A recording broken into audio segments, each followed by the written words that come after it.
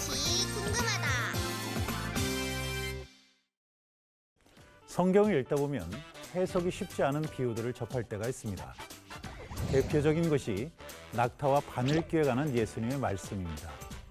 예수님은 부자 청년과의 대화를 마치고 나서 낙타가 바늘귀로 들어가는 것이 부자가 하나님 나라에 들어가는 것보다 쉽다는 말씀을 하셨습니다. 성경학자들은 바늘귀가 무엇을 가리키는 것인지 쉽게 결론을 내리지 못합니다. 일부 학자들은 바늘귀를 거론한 예수님 말씀을 극단적 과장법으로 평가하기도 합니다. 낙타가 바늘귀를 통과하는 것은 현실적으로 불가능하지요. 예수님은 극단적인 사례를 제시하심으로써 부자들에게는 각성을, 그리고 제자들에게는 구의 진정한 의미를 일깨우셨다는 겁니다.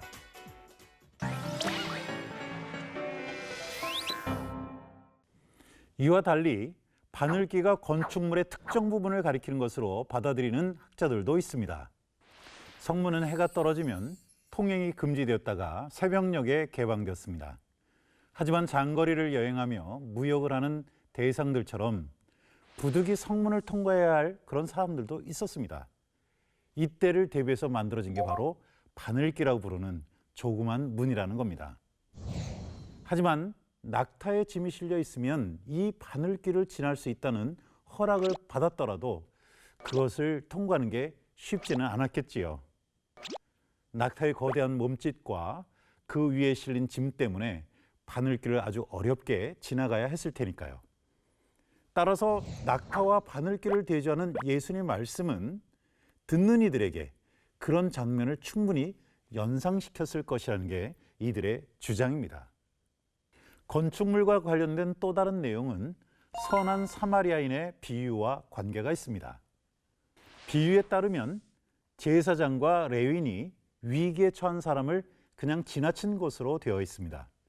성전의 제의에 관여하는 사람은 누구든지 엄격하게 법을 준수해야 했습니다. 특히 제사장들은 한층 더 까다롭습니다. 결혼부터 머리를 깎는 일까지 피해야 할 금기가 참 많았습니다. 상처를 입은 사람이나 하혈하는 여인 또는 시체나 특정 곤충과의 접촉은 부정한 것으로 여겨졌습니다.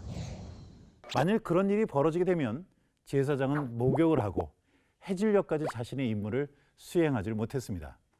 제사장과 레위인이 강도 만난 사람을 외면한 것도 따지고 보면 동족을 돕는 것보다 스스로를 정결하는 데 관심이 많았기 때문이었고 그만큼 엄격하고 철두철미하였던 것이죠. 그런데 말이죠. 만일 제사장들이 성전 밖에서 부정을 탈 경우에는 목욕이라도 해서 처리할 수 있었지만 성전에서는 사정이 달랐습니다. 성전엔 모든 것이 거룩하기 때문에 부정을 타게 되면 어찌할 수 있는 방법이 없었던 거죠. 이런 때를 대비해서 만들어진 게 바로 비밀 통로였습니다.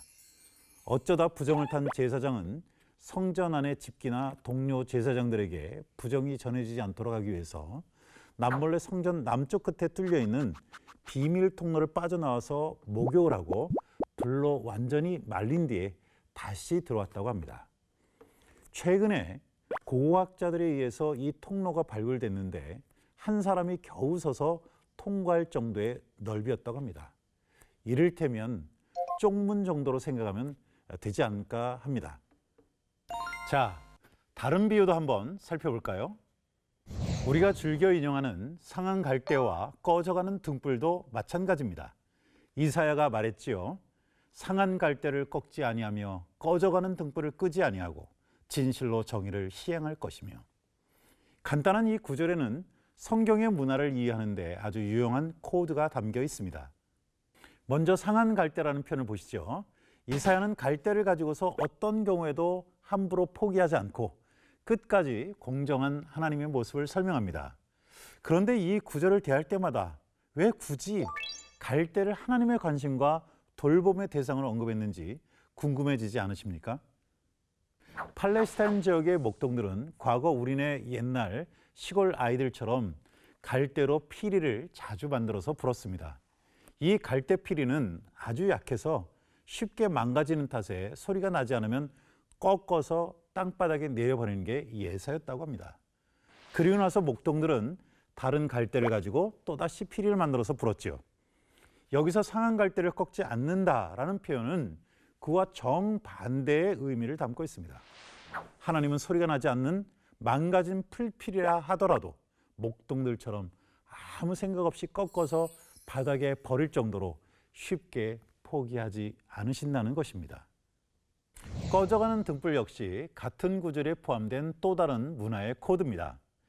유대인들은 과거 우리처럼 등불을 가지고서 어둠을 밝혔습니다. 그래서 우리말 성경에서 가끔 볼 수 있는 촛대라는 표현이 있는데요. 촛대보다는 등잔대라고 번역하는 게 더 정확할 것 같네요.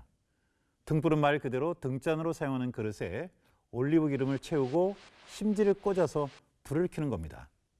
심지가 거의 다 닳게 되면 연기가 피어오르고 그리고 빛이 어두워집니다. 그럴 때는 등불을 잠시 끄고 심지를 갈아서 다시 사용하고요. 이사야 예언자는 사람들의 이와 같은 습관을 이용해서 하나님의 자비를 설명한 겁니다.